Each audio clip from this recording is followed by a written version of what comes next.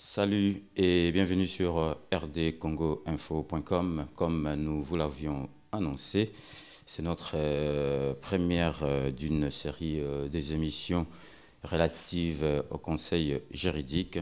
C'est donc Maître Manuel Achilman, avocat bien connu qui défend beaucoup de personnalités africaines, a accepté de répondre à nos questions. Donc nous la remercions infiniment. Bonjour maître. Bonjour. Ça va? Très bien, et vous? Ça va très bien, merci. Les droits des étrangers, c'est le sujet que nous allons aborder dans cette émission.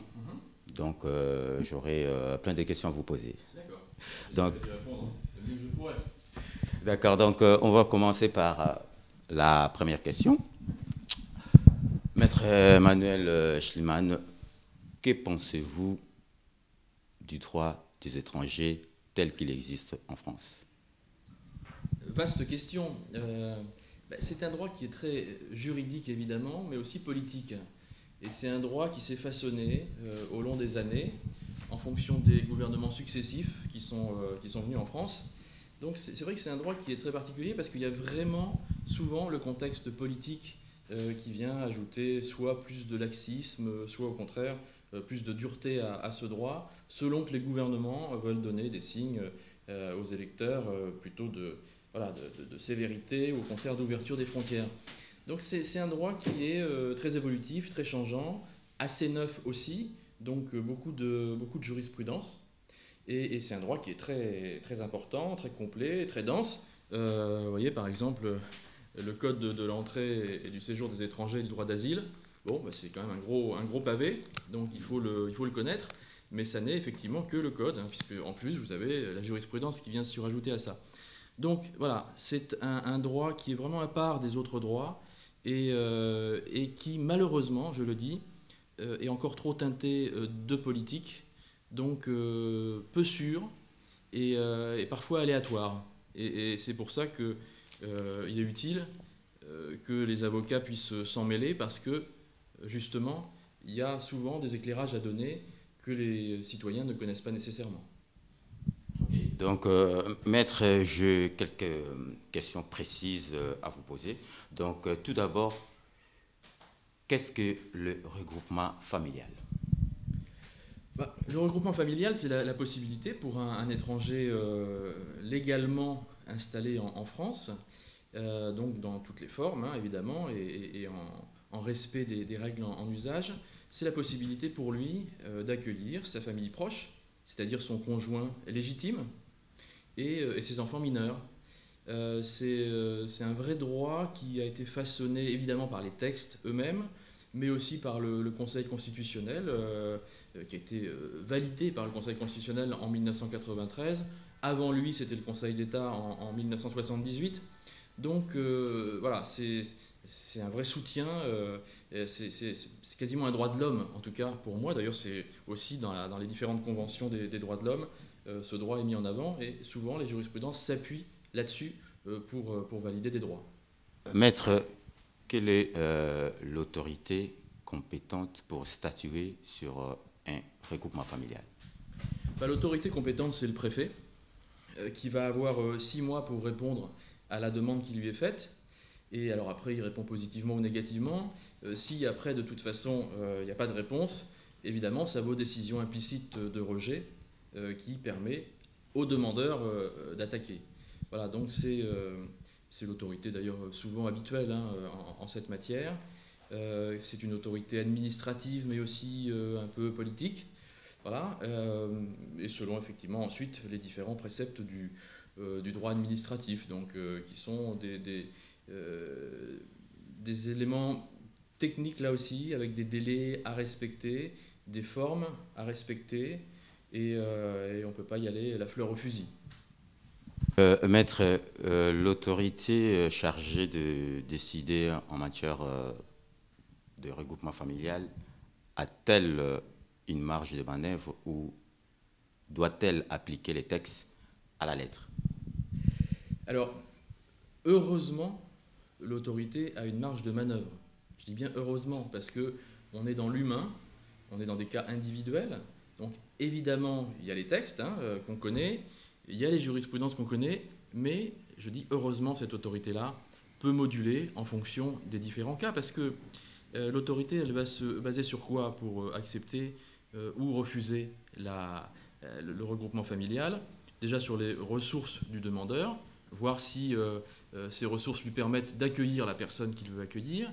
Son logement aussi, voir si le logement est suffisamment grand pour accueillir la famille qui est souhaitée. Et puis aussi voir si le demandeur et la personne surtout qui va venir, ça se fait dans le respect des préceptes de la vie en communauté républicaine française, donc avec un certain nombre de valeurs morales, juridiques qu'on connaît. Donc tout ça sont des préconisations qui sont effectivement assez précises.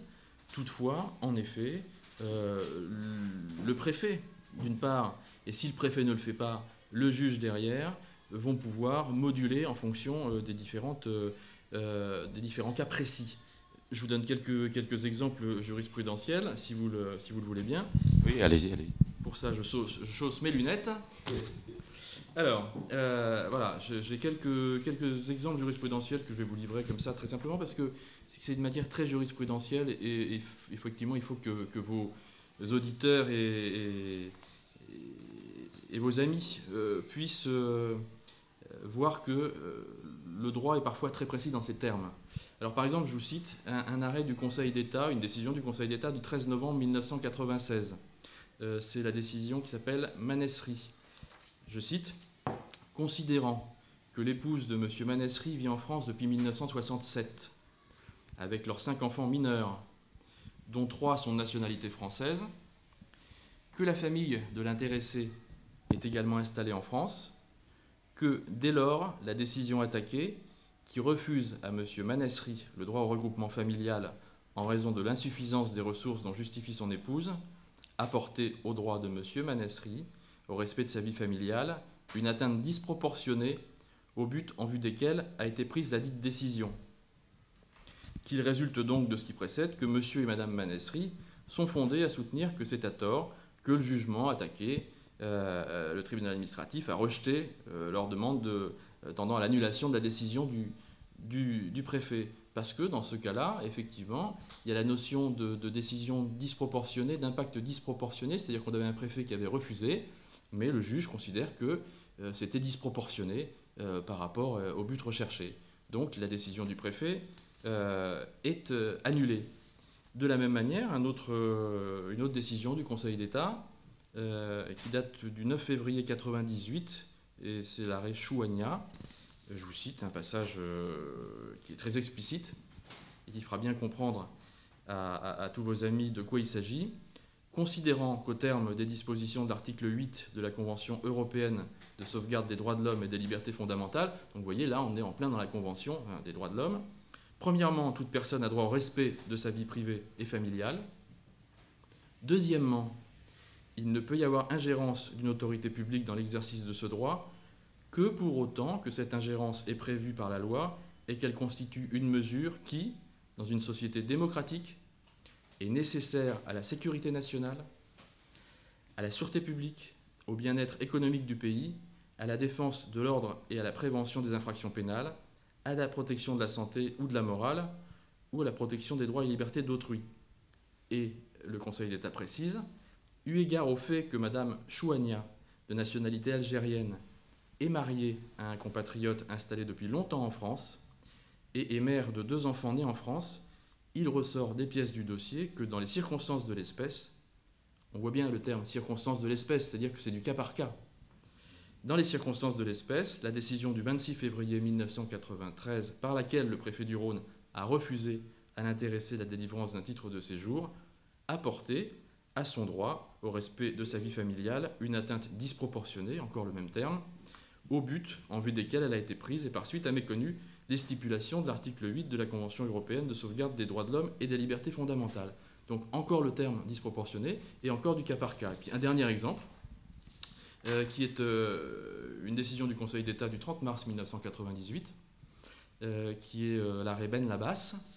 Je vous cite, « considérant que M. Ben Labas, de nationalité algérienne, vit en France depuis 1952, que ses 6 enfants, nés d'un premier mariage dont 5 sont de nationalité française, sont établis en France, qu'il n'a conservé aucun lien avec son pays d'origine, que, dès lors, la décision attaquée du 5 octobre 1990 refusant, au motif qu'il ne justifiait pas de ressources d'un montant équivalent au SMIC, l'admission au séjour de sa seconde épouse, de nationalité marocaine, qu'il avait épousée en 1988, a porté à son droit au respect de sa vie privée et familiale une atteinte disproportionnée au but en vue desquels a été prise la dite décision.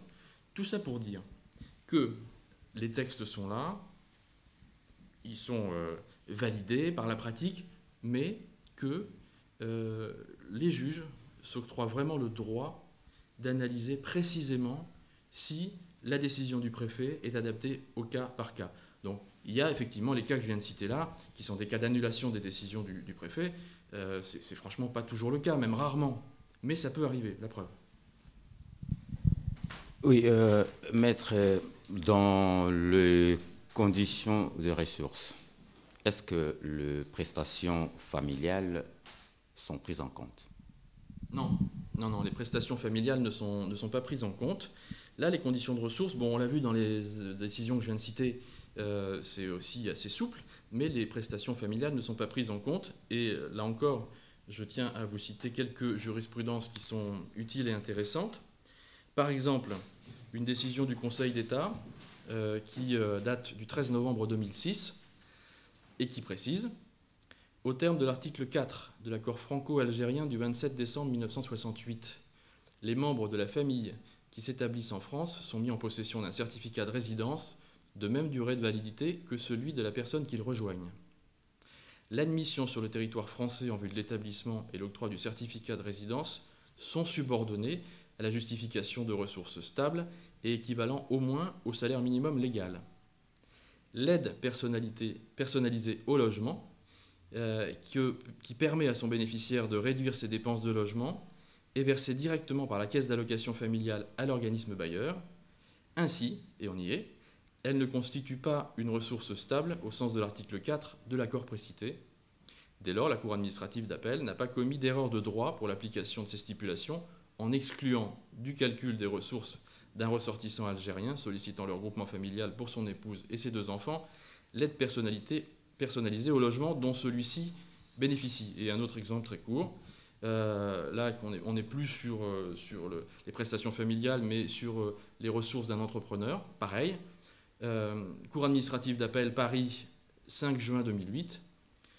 Pour apprécier les ressources d'un entrepreneur individuel au regard des dispositions relatives au regroupement familial, ne peuvent être pris en compte que les produits que son entreprise est capable de générer régulièrement, déduction faite de toutes les charges exposées.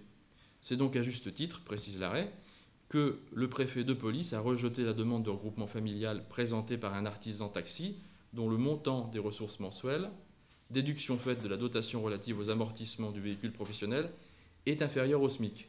Donc vous voyez, il y a des calculs fins sur tout ça. Il y a effectivement la nécessité qui avait été évoquée par certains d'avoir un contrat à durée indéterminée. D'autres arrêts ont considéré que non. Donc il semble qu'aujourd'hui, il n'y ait pas une obligation en termes de ressources que le demandeur ait un contrat à durée indéterminée. Et tant mieux, parce que ça permet d'être moins rigide après dans l'application. Mais par contre, sur toutes les déclinaisons, là on vient de voir pour le chauffeur de taxi, mais aussi dans d'autres cas, vraiment on en reste sur des normes assez rigides malgré tout. Ouais, maître Emmanuel Schliemann, en cas de refus de regroupement familial, est-il possible de faire un recours? Oui. Alors comme je l'expliquais tout à l'heure, il est possible et même souvent nécessaire de le faire parce que, sauf à ce que la personne n'ait absolument aucune chance, mais ça on ne le sait pas d'avance, il y a effectivement le recours devant la juridiction administrative. Il y a le recours évidemment devant le préfet, le recours gracieux, le recours hiérarchique devant le ministre, mais au final, on le voit bien, les choses se règlent souvent devant la juridiction administrative qui, au fil des années, a affiné sa jurisprudence, qui au fil des années a affiné sa connaissance de ce droit des étrangers. Les avocats aussi d'ailleurs ont affiné leur connaissance. C'est un droit qui est en pleine évolution, en perpétuelle évolution, dirais-je. Et c'est aussi pour ça que, je le disais tout à l'heure en début d'entretien, il est vraiment utile pour ceux qui ont besoin d'être éclairés sur ces questions-là, de s'entourer de conseils avisés, d'avocats, alors moi ou un autre, hein, c'est pas le problème, mais il y en a surtout beaucoup d'autres, et je n'y suffirai pas même tout au long de la journée. Mais voilà, c'est ce que j'incite toutes les personnes qui se rendent sur votre site, qui écoutent ce que vous dites, qui regardent vos vidéos, c'est de ne jamais hésiter à faire appel à des spécialistes, à des professionnels sur ces questions-là, parce que sinon, après, une fois que le refus a eu lieu, et puis que la décision de justice, si les choses ont été mal demandées, elle est négative, c'est fini. Alors il y a les voies de recours, bien sûr, mais enfin, bon, mieux vaut, quand on a vraiment un droit à défendre, s'y prendre dès le début pour le défendre bien, dans les formes, dans les délais. Voilà, et en tout cas, c'est le conseil que je peux donner à tous vos auditeurs. Maître, donc c'était notre dernière question. Merci d'avoir accepté de répondre à nos questions. Donc, à très bientôt. À bientôt. Quant à vous, chers téléspectateurs, chers internautes, n'hésitez pas à nous faire remonter vos questions. Nous ne manquerons pas de le transmettre à Maître Manuel Schliemann. Donc, était derrière la caméra. Donc, j'ai eu le privilège d'avoir derrière la caméra Patibay, le caméraman VIP. D'ici là, portez-vous bien et à très bientôt pour de nouvelles émissions sur rdcongoinfo.com. N'oubliez pas, toujours Clébois.